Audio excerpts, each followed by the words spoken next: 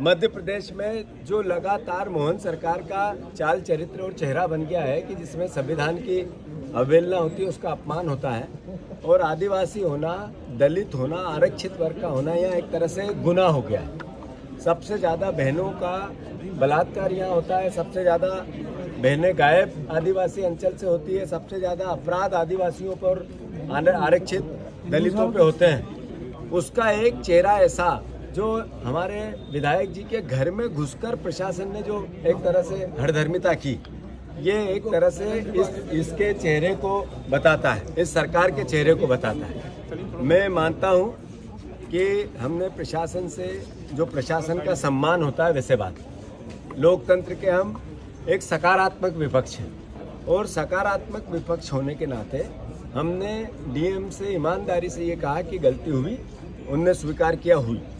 मैंने कहा इसके आपका जो रूल्स ऑफ रेगुलेशन क्या कहते हैं या सर्विस बुक क्या कहती है, उसके हिसाब से आप नियम सम्मत कार्रवाई करेंगे। उन्होंने कहा करेंगे।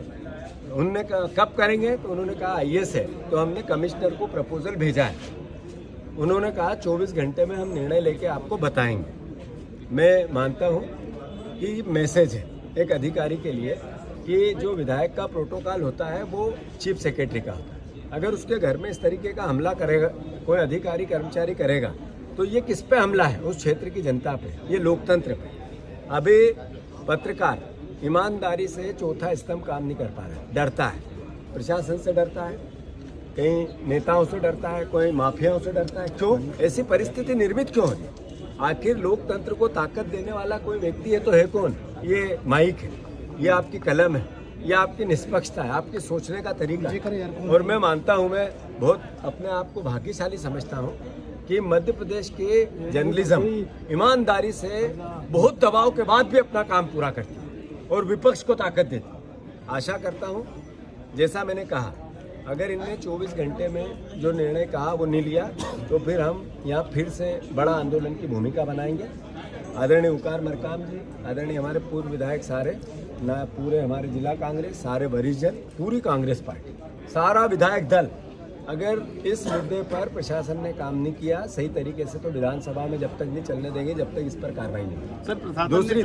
दूसरी बात, ये नारायण जी पट्टा तो एमएलए है, इनका सवाल नहीं है। कांग्रेस का एक भी कार्यकर्ता या जनता के साथ भी अन्याय होगा तो कांग्रेस ऐसी ही खड़ी रहेगी। तो मैं फिर से बहुत विनम्रता से, बहुत संयम से मैंने प्रशासन से हमने बात की और आशा है वो अपना काम करें। मूल मुद्दा जिसके लिए मंडला का विकास 0 सन्नाटा, एक भी जल जीवन मिशन का एक भी गांव जहां पे 100% घरों में पानी आ रहा है, तो मैं चुनौती देता हूं मोहन यादव जी, मैं चुनौती देता हूं यहाँ की मंत्री को। मंत्री के गांव में मैं आप सबको भी चुनौती देता हूँ, मंत्री का गांव जहां जल जीवन मिशन का ऑलरेडी प्रोजेक्ट है, उनके भी 100% गांव में पानी नहीं है, हर घर में पानी नहीं है।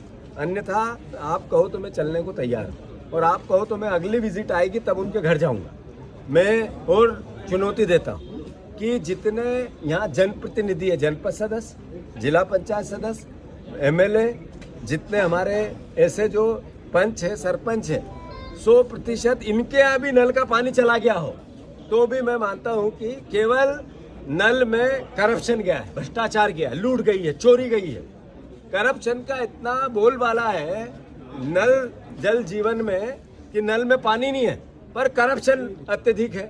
तो हमने वो मुद्दा भी मैंने कलेक्टर साहब को कहा है कि आप एक गांव बताओ ऐसा कि जहां पर नल जल जीवन मिशन प्रधानमंत्री जी का पूरा हुआ, हम देखना चाहते हैं। तो उन्होंने कहा 65% पूरा हो गया है। हमने कहा 65% करप्शन है इसमें, 35% पाइप ये टंकी कनेक्शन मोटर ट्यूबवेल लगे हैं, 65% करप्शन है। ये सरकार का असली चेहरा मोहन यादव का जो करप्शन का पर्याय है, जैसा मैं हमेशा कहता हूं, मोहन यादव सरकार क्या है? कर्ज लेना, करप्शन करना, कमीशन लेना, ये मोहन यादव सरकार के साथ टैग है। सरकार बोलोगे मोहन सरकार, कर्ज, क्राइम और कमीशन साथ जुड़ता है, अलग नहीं आता। उसका एक बार यहाँ भी चेहरा बेनकाब